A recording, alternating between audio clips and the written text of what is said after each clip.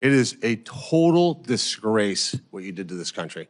And if my Democrat colleagues are standing there defending you, I hope the voters of the United States of America watch the clips of every one of you doting on a guy who was more interested in being a celebrity than saving American people. But he was subpoenaed here to testify, refused to answer any questions, even after being directed by the chair and being advised of the law requiring him to do so. He has cited a privilege that is unsupported because of his blanket pardon and because he waived the privilege by testifying at the start. I'm going to give you one more opportunity to comply with the law, limited to the period of your pardon. At any point between January 1st, 2014 and January 19th, 2025, did you destroy any federal record or tell anyone else to?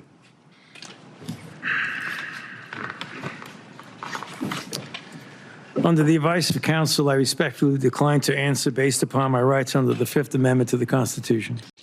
Oh, brother, this guy stinks! So today, Dr. Fauci testified in front of the U.S. Senate, and I think it's worth discussing, not just because we ought to remember the crimes against humanity that Fauci and the COVID cult committed against us just a couple of years back, but also the fact that Dr. Fauci, in a I'm totally not guilty move, proceeded to plead the Fifth Amendment for, I kid you not, every single question he was asked. I think the final tally of times he pled the Fifth was over 110. And this is considering two things. First of all, it got so ridiculous to the point where some senators started asking him very basic questions, such as, what day of the week is it? What color is the carpet? He still pleads the Fifth. And furthermore, this is raising some serious question right now. The thing is, why would you need to plead the Fifth Amendment if you remember that Joe Biden already pardoned Anthony Fauci, which would mean by definition the things he says, at least legally, you would think cannot be used against you.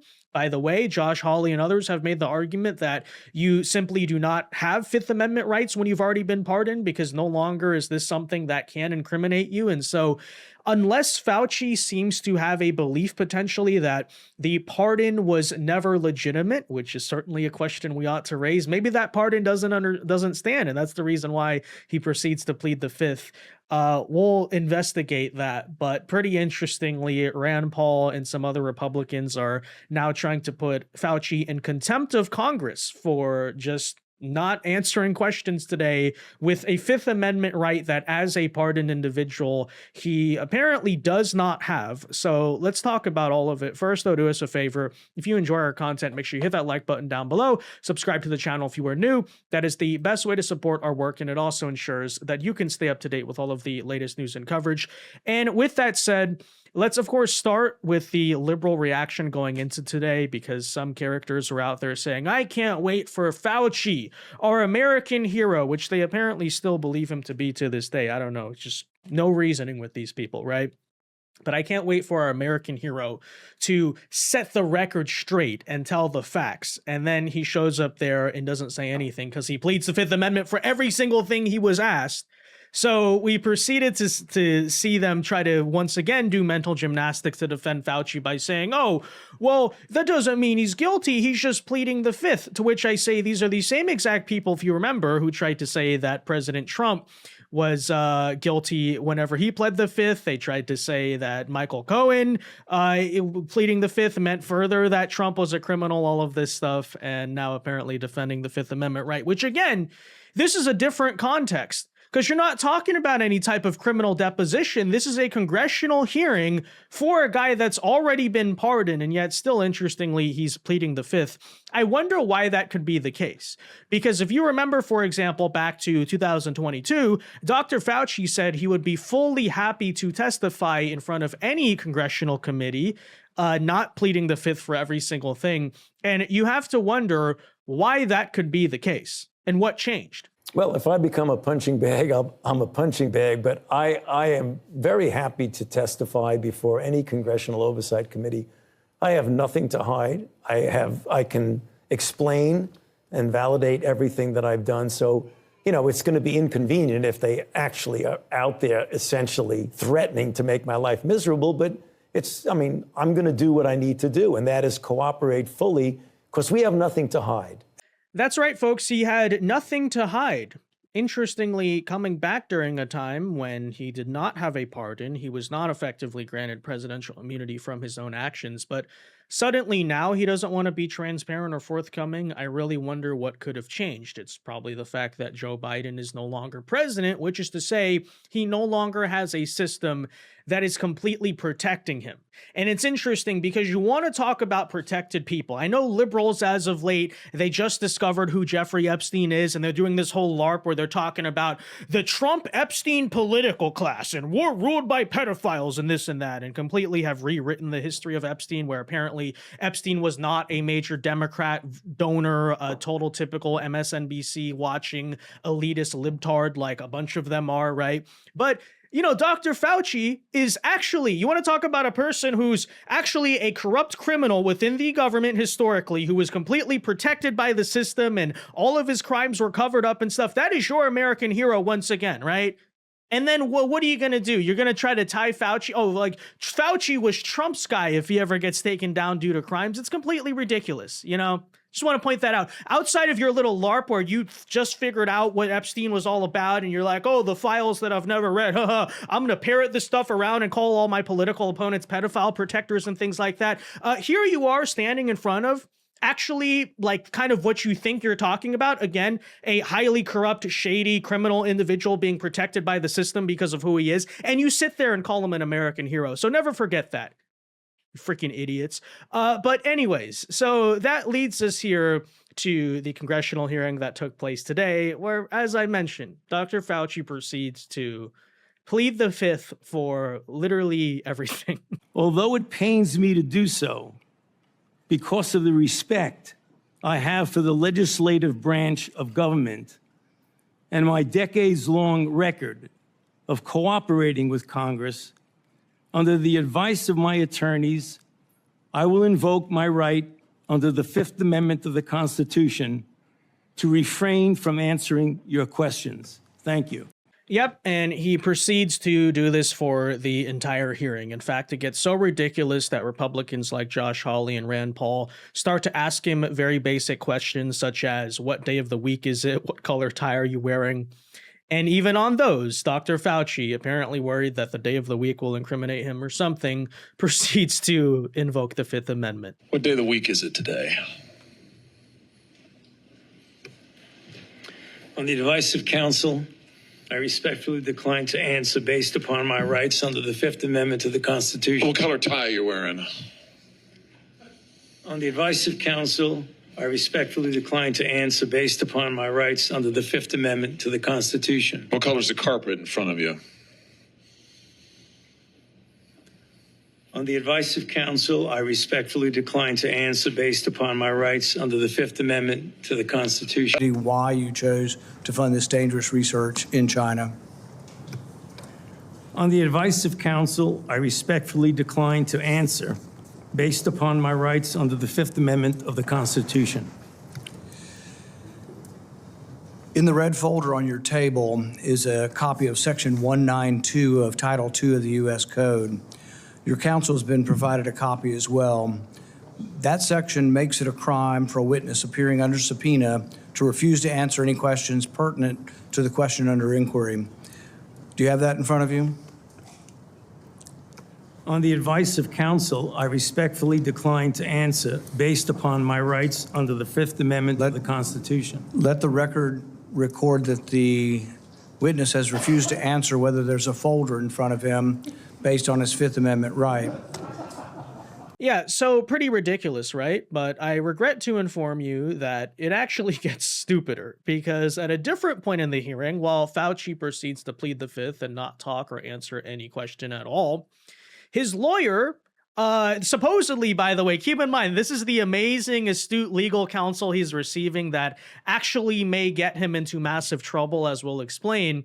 But you can see Senator Rand Paul had to have Capitol Police eject Anthony Fauci's attorney from the building after he refused to stop screaming during the hearing.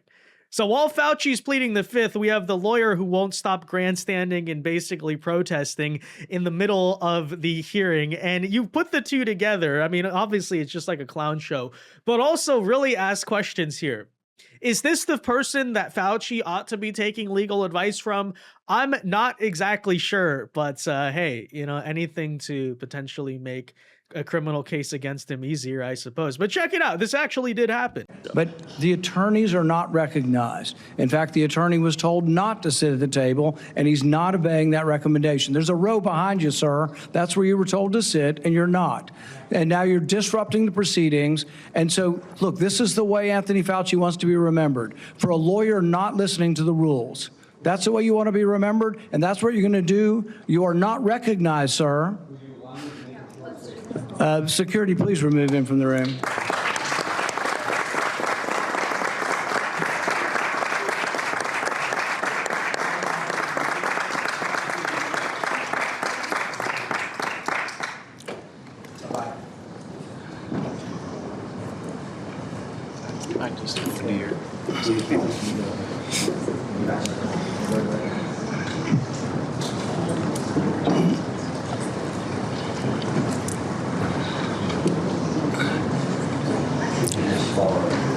Let the record state that Dr. Fauci will still have the advice of the other half a dozen attorneys that he brought along today. Yeah, well, great company you keep there, dude. Very fitting. But beyond the clownery and unseriousness that we just witnessed, Dr. Fauci may have a much bigger problem on his hands, which is that, as we mentioned, it's generally accepted under U.S. law and legal precedent that if you are a pardoned individual, you relinquish your Fifth Amendment rights. You can't just sit there and plead the Fifth Amendment to everything. Why? Because, of course, the Fifth Amendment right to remain silent exists as to not incriminate yourself as a defendant. If you've already been given immunity from those crimes, then there's no basically purpose or function to having a Fifth Amendment right. And this is something that even CNN, that's right, even the liberal media is coming out and saying, oh, he might be in trouble over this. He might have screwed up. His protectors, by the way, his guardian angels here at CNN, even themselves, now years later admitting the following, quote, but when it comes to Dr. Fauci invoking the Fifth Amendment, as he repeatedly did in Senate testimony on Wednesday, it's much more complicated. Why? Because Fauci was pardoned last year by then President Biden. In fact, they sound a little worried here. Indeed, Wednesday's hearing is very unlikely to be the end of the story, and it could actually grease the skids for Republicans in the Trump administration to do something many of them have openly floated, to put Fauci in prison. They're ostensibly not trying to prosecute Fauci for what he did during the COVID pandemic, because, again, Biden pardon and all that. Although, why would you plead the Fifth Amendment if you believe the pardon by Biden will stand in courts and legally? That could be a sign maybe they actually don't trust Biden's pardon because of all the major legal questions, if you remember, that were raised around that. But still, regardless, but have talked about holding him in contempt of Congress, a threat to initiate a process that would result in the Justice Department considering whether or not to charge him.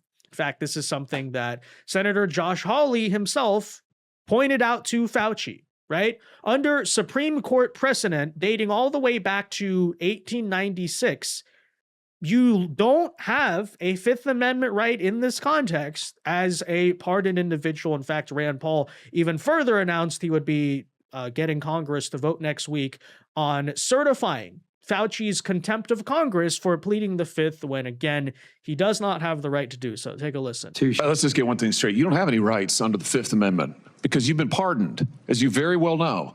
As the Supreme Court has been clear for a century and more, Brown versus Walker, 1896, when he has been pardoned, he may not stand upon his privilege. You know that. Your lawyer is sitting behind you now shifting nervously in their chairs. They know it. This isn't about the Constitution. This isn't about the law. This is about contempt. Contempt for this body and contempt for the American people. But I think I know why you're doing it. It's because you don't want to answer questions. It's because you did all kinds of terrible things. It's because during the pandemic, you got rich, didn't you? You got rich while people were dying, hundreds of thousands of Americans, over 1 million in the end, and you were getting rich. And not only were you doing that, you were using federal employees with taxpayer money to apply for and solicit cash prizes for you personally. Cash prizes totaling over $1 million. You did all of that during the pandemic, didn't you? That's a question. On the advice of counsel, I respectfully decline to answer based upon my rights under the Fifth Amendment to the Constitution. Because you refuse to answer, citing a privilege that is unsupported because of your pardon, and after being denied to do so, this committee has scheduled a vote next week on a resolution certifying your contempt. Yeah, well, that would be the funniest outcome, wouldn't it? After going through all of these years in this process of deliberately covering up your crimes and even getting a presidential pardon, in the end, it could be contempt of Congress, of all things, that takes down Fauci. Although I wouldn't exactly get your hopes up too high, because we understand, again, as much as libtards want to LARP about my Epstein political class, Dr. Fauci, their hero, is actually one of those protected criminal assets by the government. And so even if we have prosecutors and people like that on our side, still the amount of work it's going to take this guy down is not going to be easy, but we're all rooting for it to happen. Big picture, though, I think what this hearing ought to be a reminder of is that we shouldn't forget what happened in 2020. It's one of the greatest crimes committed against this country in a very long time. Okay. And I know that a lot of people now look back on that time as a fever dream, or they don't really remember it. They don't remember how insane the world went, how ultimately authoritarian everything got in the crazy COVID cult. But no, actually, don't forget that just a couple years ago, these people who now are oftentimes talking about the libtards LARPing as these like anti-establishment characters, again, my Epstein political class, actually just sat there and went entirely along as some obviously crooked government individuals told us that we have to destroy our entire economy. We have to make sure kids don't have education. We have to ruin job opportunities for young people and all of these things, all the damage that it caused, which we're still living to this day. And they sat there and not only went along with it, if we spoke out and opposed it, we said, no, this should not be happening. We were basically beaten over the head and called grandma killers and all of these things. And you know what's most hilarious when we look back to COVID is you have all of these, for example, young leftists now, especially people of my age, who complain about, oh, the affordability crisis, or, oh, Gen Z can't find a job, blah, blah, blah. That's why I'm going to be leftist and those things. And it's like, are you not the same exact person during COVID who was standing there demanding, hey, our education should be stopped to save grandma and grandpa or whatever, and then now you come out and pretend as if you're this anti-baby boomer kind of LARPer who's like, oh, those selfish boomers are destroying our future. You sat there and let them do that as I was saying, no, that should not be what's happening, right? You understand? I remember back in 2019, the economy was doing very well. Job opportunities and career prospects were looking very good for people of our age. And you zombies just sat there and said, oh, we should let a bunch of selfish, no kings activists, MSNBC watching baby boomers who are scared of the virus or whatever, ruin the future for everybody else. You sit there and complain, oh, I didn't have a graduation, I didn't have a prom, or now the job market sucks, inflation sucks. Where do you think this all came from, right? And you went along with that. You were the mental slave who like basically didn't question authority, and now you LARP as a revolutionary. It's actually hilarious to watch, right? And honestly, just think back to how backwards the thinking was during that entire time. Because, and look, it's not a blanket attack against baby boomers, because many of them voted for Trump, and, you know, many of them were against this stuff as well. But as I said, you know, there's always this trope of the selfish baby boomer, right? These older people who kind of want to screw over the future for their kids. And when you really look at where that came from, right, what's causing the current affordability crisis, it is specifically what we identify as, yes, the no kings, MSNBC watching, those kinds of baby boomers, right? The original Woodstock Americans from the 1960s. Because think about how insane this is actually. And at the time, if we said this, we were considered crazy. We're called grandma killer and this and that. But basically, the social calculus, and it's actually a prime example of gerontocracy here, right? The social calculus that was made back then is effectively, we should destroy the entire future of the country, right? We should ruin everything for young people, which we did. A lot of kids developmentally, that you lost a year of school, they're never getting back, and that's going to be a big problem for them. As I said, job market, which is now awful for Gen Z, was pretty great before COVID happened, right? And now you complain about that stuff, whatever. Housing prices nearly doubled, which is not good for Gen Z or young people, right? But basically, what was said is that, the young people's future have to be sacrificed to save the senior citizens, in theory, is what they thought. Now, there is no proof, obviously, that the lockdowns even worked, but that was what they were demanding we effectively do. And I'm just going to be honest, I always found that logic to be so insanely backwards, okay? Because that's not how society is actually supposed to work, right? Old people in functioning, healthy society, old people, their task is to basically leave behind a better world for their kids, not the other way around, right? And, look, we can say it now years later. As gruesome maybe as this potentially sounds, and I really don't mean it that way, when you're looking at senior citizens, you're talking about people who we're trying to keep alive. We want them to be with us as long as possible, but also, let's just be real. There's a simple reality. Beyond a certain age, you're already immunocompromised. You can go from a lot of different things, right? It can happen tomorrow. It's just the truth of life, right? And so the idea that, again, think how crazy this is. No other society in human history would think this way, because it's not the way you should think. To maybe hypothetically prolong grandma and grandpa's life for 3 to 4 or 5 years or something like that, right? Maybe, we don't even know. Still, he could fall tomorrow, right? And that's it, right? But to do that, we ought to sacrifice all of what young people have invested in the future because of the social calculus of, hey, grandma and grandpa need to, stay with us a little bit longer, which, again, was never even, what's more insane about that, it was never even proven that lockdowns did that, because they didn't. But even the justification, when I just look back and think how insane that stuff was, I mean, that's actually crazy, right? No, the decisions made for the calculus of society ought to be done for the future, right? Not necessarily for the past, okay? And I know people are going to say, oh, you're just saying that because you're young or something. No, I'm not, okay? You can hold me to that. When I am old and I'm on my way out already, please do not screw over my grandkids in order to keep me alive a little bit longer, okay? It's my time is there anyway, all right? It's chill, right? That's the sacrifice I'm happy to make for the future. You know what I mean?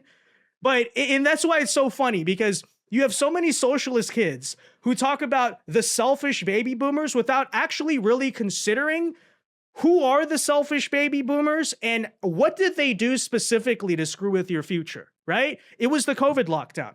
That's why you can't get a job right now. That's why your houses are unaffordable. All of that stuff happened. The economy, let's remember, was very good under Trump 1 until that COVID lockdown messed up everything. So don't sit here and LARP about baby boomers or whatever, or gerontocracy, when you sat there and marched alongside that and defended that, right? You handed your future over to them, and you can't just sit here now and be like, oh, well, the freaking baby boomers are ruining the. It's like, you're just an idiot. You're just an idiot. I don't know. Just something to consider. But anyways, point there being, just remember back to those times how crazy everything was. And looking back, again, how actually fundamentally backwards that logic is, right? And, I guess once again, they're going to say, oh, you're advocating to be a grandma killer or something like that. No, I'm not Andrew Cuomo. Obviously, it always made sense, for example, for, let's say, like nursing homes and things to be extra secure during a time like that. Sure. But the idea that the rest of society should have ever had to sacrifice everything for that is like kind of ridiculous to me, right? I think too, by the way, all the people, oh, we care so much about grandma. How many cases across different states was grandma on her deathbed and you couldn't even go visit her and see her while she's there dying because COVID mandate says the senior citizen has to die alone? Is that what the senior citizens wanted to, by the way, right? Is that so? You are people who actually care about them. They cared about senior citizens so much they said you can't have a proper funeral, you can't visit them and console them and be with them as they're sitting there dying, but we really care about grandma and grandpa, and the selfish conservatives want to kill off grandma and grandpa, right? No, that's stupid. That like the amount of virtue signaling, moral shaming that was done to us back then, I'm never gonna forget that. Frankly, I don't know if I can even really forgive it. Okay, because it what was done to us. Yeah. And look, I came out fine, obviously, but I look around right now at what's happened to the rest of a lot of my generation, and it's like, look, a lot of you guys are becoming communists and all these things, and it's not a good thing, and I'm going to discourage it. But at the same time, I kind of know where this came from, right? Like, in a sense, there is some truth in the idea people my age got screwed over with this job market and the affordability and everything else. That's actually true. But we have to define the reason why that happened, right? That happened because you guys all supported locking down society for COVID, right? Like, things, we were actually in a good position before you freaking ruined everything. But, you know, and that's, by the way, reason why I won't let it go with Dr. Fauci, right? Oh, what does it matter now? That's why. That's because we're still living through the pain of what he did to this country, right?